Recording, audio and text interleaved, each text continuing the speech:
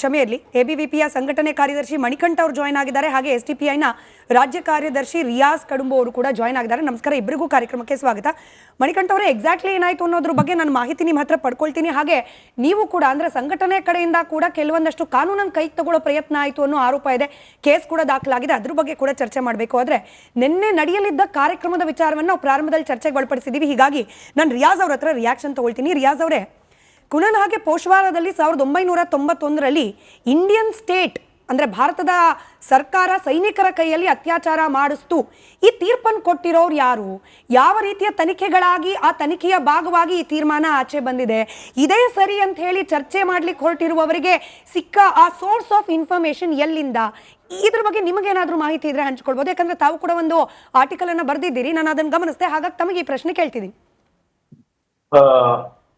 Actually ಈ ವಿಚಾರದಲ್ಲಿ ಬಹಳ ಸ್ಪಷ್ಟತೆ ಇರುವಂತದ್ದು ಏನಂತ ಹೇಳಿದ್ರೆ, ಆ ಒಂದು ಸಂದರ್ಭದಲ್ಲಿ ಏನು ಸೈನಿಕರು ಬಂದು ಅಲ್ಲಿ ಉಗ್ರಗಾಮಿ ಚಟುವಟಿಕೆ ಇದೆ ಅಂತ ಹೇಳಿ ಕುಪ್ವಾರ ಮತ್ತು ಕುಷ್ಕೋರ ಜಿಲ್ಲೆಗಳಿಗೆ ಆ ಪ್ರದೇಶಕ್ಕೆ ಅವರು ರೌಂಡಪ್ ಅನ್ನ ಹಾಕಿದಾಗ ಅಲ್ಲಿಯ ಪುರುಷರನ್ನ ಅವರು ಅರೆಸ್ಟ್ ಮಾಡ್ತಾರೆ. ಆ ನಂತರ ಮನೆಯಲ್ಲಿ ಇದ್ದಂತಹ ಸುಮಾರು 24ಕ್ಕಿಂತಲೂ ಹೆಚ್ಚು ಮಹಿಳೆಯರ ಮೇಲೆ ಹಿಂಸೆ ಮಾಡಲಾಯಿತು, ಅತ್ಯಾಚಾರ ಮಾಡಲಾಯಿತು ಅನ್ನೋದಾಗಿದೆ ಆರೋಪ. ಆ ಸಂದರ್ಭದಲ್ಲಿ ಆ ಆರೋಪವನ್ನ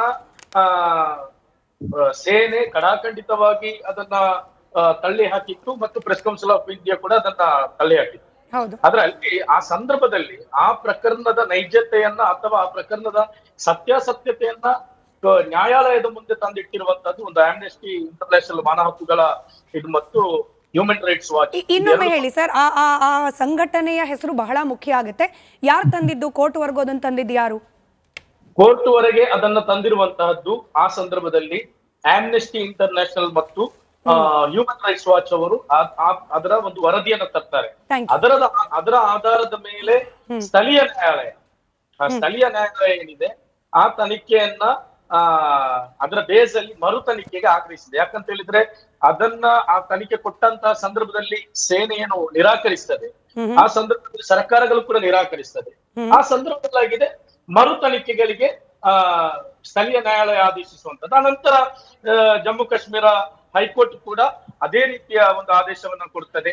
ಆ ನಂತರ ಅದರ ಸರ್ಕಾರ ಪ್ರೇರಿತವಾಗಿ ಅದನ್ನ ಸ್ಟೇ ಮಾಡಲಾಗ್ತದೆ. ಸುಪ್ರೀಂ ಕೋರ್ಟ್ ಕೂಡ ಅದರ ತನಿಖೆ ಈಗಲೂ ಕೂಡ ತನಿಖೆ ನಡೀತಾ ಇದೆ, ತನಿಖೆಯನ್ನು ಮುಗುದಿಲ್ಲ. ಇದರ ಇದರ ವಿಚಾರ ಏನಿದೆ ಆಮೇಲೆ 2013ರವರೆಗೂ ಕೂಡ ಈ ತನಿಖೆಯಲ್ಲಿ ಮತ್ತೆ ಒಂದು PLI ಕೂಡ ಹಾಕಿರ್ತಾರೆ.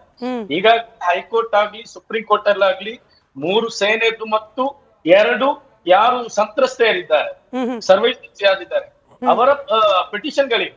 ಇಲ್ಲಿ ನಾವು ಬೇಕಾಗಿರುವಂತಹದ್ದು ಸೇನೆ ಅಂದ ಕಾರಣಕ್ಕಾಗಿ ಸೇನೆಯವರು ದೇಶ ರಕ್ಷಣೆ ಮಾಡ್ತಾರೆ, ಸೇನೆಯವರು ಉಗ್ರಗಾಮಿಗಳನ್ನ ತಡಿಬೇಕು, ಸೇನೆಯವರು ಗಟ್ಟಿಯ ರಕ್ಷಣೆ ಮಾಡ್ಬೇಕು ಅನ್ನುವಂತ ಕಾರಣಕ್ಕಾಗಿ ಒಂದು ಅತ್ಯಾಚಾರ ನಡೆದಿದೆ, ದೌರ್ಜನ್ಯ ನಡೆದಿದೆ ಅನ್ನೋದನ್ನ ಒಪ್ಪಬೇಕು ಅಂತಿಲ್ಲ.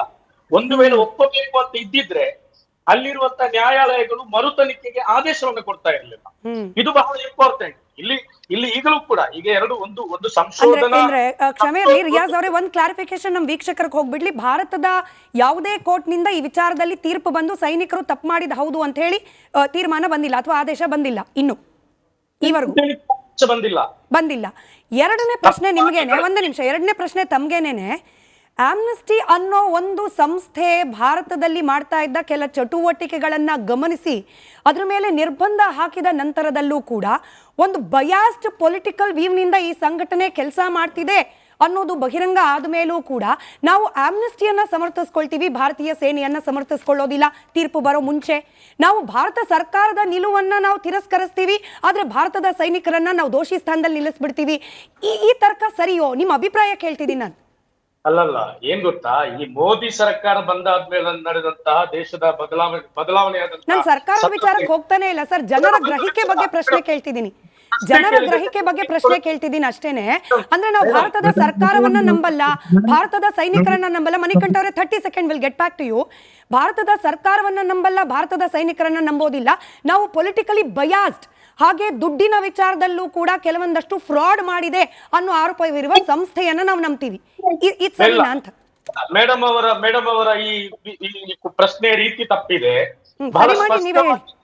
ಬಹಳ ಸ್ಪಷ್ಟವಾಗಿ ಏನಿದೆ ಅಂತ ಹೇಳಿದ್ರೆ, ಗಂಭೀರವಾದಂತ ಆರೋಪಗಳು ಕೇಳಿ ಬಂದ ನಂತರ ಅಥವಾ ಈ ಮಹಿಳೆಯರು ನಮ್ಮ ಮೇಲೆ ಅತ್ಯಾಚಾರ ನಡೆದಿದೆ ಅನ್ನುವುದನ್ನ ಆರೋಪ ಮಾಡಿದ ನಂತರ ಮೆಡಿಕಲ್ ಪರೀಕ್ಷೆಯಲ್ಲಿಯೂ ಕೂಡ ಮಹಿಳೆಯರ ಮದುವೆಯಾಗದ ಮಹಿಳೆಯರ ವರ್ಜಿನಿಟಿಗೂ ದಾಳಿಯಾಗಿದೆ ಅಂತ ಹೇಳುವಂತದ್ದು ಸ್ಪಷ್ಟವಾಗಿ ಬಹಿರಂಗವಾದ ನಂತರ ಆಗಿದೆ ಈ ಸಂಸ್ಥೆಗಳು ಈ ವಿಚಾರವನ್ನು ಎತ್ತಿಕೊಳ್ಳುವಂತದ್ದು. ಅವ್ರು ಮಾಡಿದಂತ ಗಂಭೀರ ಆರೋಪಗಳಿವೆ. ಯಾಕಂತ ಹೇಳಿದ್ರೆ ಮಾರ್ಚ್ 5ರವರೆಗೂ ಕೂಡ ನಾನು ಮತ್ತೊಮ್ಮೆ ನನ್ನ ಪ್ರಶ್ನೆ ರಿಪೀಟ್ ಮಾಡ್ತಿದ್ದೀನಿ ಸರ್. ಕೋರ್ಟ್ ನಲ್ಲಿ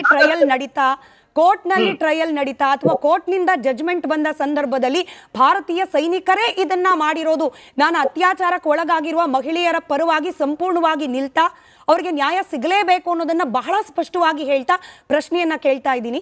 ಭಾರತೀಯ ಸೈನಿಕರ ಕೈಯಿಂದಲೇ ಅತ್ಯಾಚಾರ ಆಗಿದೆ ಅಂತ ಹೇಳಿ ಭಾರತದ ಯಾವುದಾದ್ರೂ ಕೋರ್ಟ್ ತೀರ್ಪನ್ನ ಕೊಟ್ಟಿದೆಯಾ?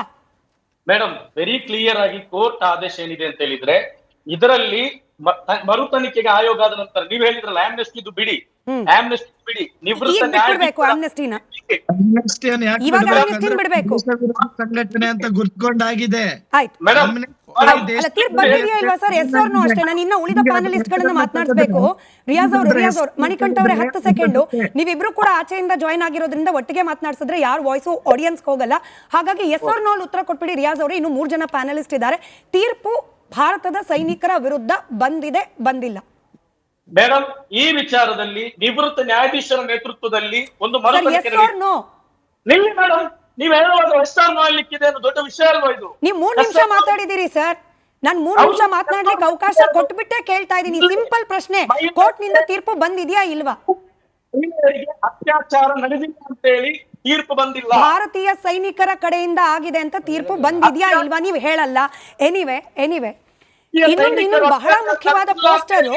ಬಹಳ ಮುಖ್ಯವಾದ ಪೋಸ್ಟರ್ ಅನ್ನ ಸ್ಕ್ರೀನ್ ನ ಮೇಲೆ ತಂದು ನಾನು ಉತ್ಕರ್ಷ್ ಅವರನ್ನ ಹಾಗೆ ಮಣಿಕಂಠ ಅವರನ್ನ ಹಾಗೆ ನಮ್ಮ ಸರ್ನ ಕೂಡ ಮಾತನಾಡಿಸ್ತೀನಿ. ಆ ಒಂದು ಕಾಶ್ಮೀರಕ್ಕೆ ಸಂಬಂಧಪಟ್ಟ ಪೋಸ್ಟರ್ ಇದೆ. ನಾನು PCR ನ ರಿಕ್ವೆಸ್ಟ್ ಮಾಡ್ಕೊಳ್ತೀನಿ.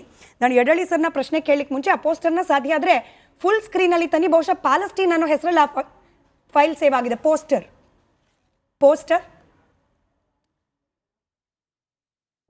ದೃಶ್ಯದಲ್ಲಿ ಗಮನಿಸ್ತಾ ಇದ್ದೀವಿ. ಫ್ರಮ್ ಕಾಶ್ಮೀರ್ ಟು ಪ್ಯಾಲೆಸ್ಟೀನ್, ಬಲವಂತದ ಒತ್ತುವರಿ ಈಸ್ ಅ ಕ್ರೈಮ್. ಕಾಶ್ಮೀರವೇ ಆಗಿರಬಹುದು, ಪ್ಯಾಲೆಸ್ಟೀನೇ ಆಗಿರಬಹುದು, ಬಲವಂತದ ಒತ್ತುವರಿ ಈಸ್ ಅ ಕ್ರೈಮ್. ಪ್ಯಾಲೆಸ್ಟೀನ್ ಪಕ್ಕಕ್ಕೆ ಇಟ್ಬಿಡೋಣ. ನಮಗೆ ಬೇಕಾಗಿರೋದು ಕಾಶ್ಮೀರದ ವಿಚಾರ, ನಮಗೆ ಗೊತ್ತಿರೋ ಹಾಗೆ ಉತ್ಕರ್ಷ್ ಅವರೇ ಹಾಗೆ ಮಣಿಕಂಠ್ ಕೂಡ ಅದಾದ್ಮೇಲೆ ಉತ್ತರ ಕೊಡ್ಲಿ. ಈ ಪೋಸ್ಟರ್ ಬಗ್ಗೆ ಹೇಳ್ಬಿಡ್ತೀನಿ. ಇದು ಯಾವ ಸಂಸ್ಥೆ ಅಥವಾ ಸಂಘಟನೆ ಈ ಅಜೀಂ ಪ್ರೇಮ್ಜಿ ಯೂನಿವರ್ಸಿಟಿಯಲ್ಲಿ ನಿನ್ನೆ ಕಾರ್ಯಕ್ರಮವನ್ನ ಮಾಡಬೇಕು ಅಂತ ಉದ್ದೇಶವನ್ನ ಹೊಂದಿತ್ತೋ ಅದೇ ಸಂಸ್ಥೆ ಹಿಂದೆ ಮಾಡಿದ ಕಾರ್ಯಕ್ರಮದ ಪೋಸ್ಟರ್ಗಳಿದು. ಉತ್ಕರ್ಷ್ ಅವರೇ, ಕಾಶ್ಮೀರದಲ್ಲಿ ಬಲವಂತವಾಗಿ ಹಾಗಾದ್ರೆ ಒತ್ತು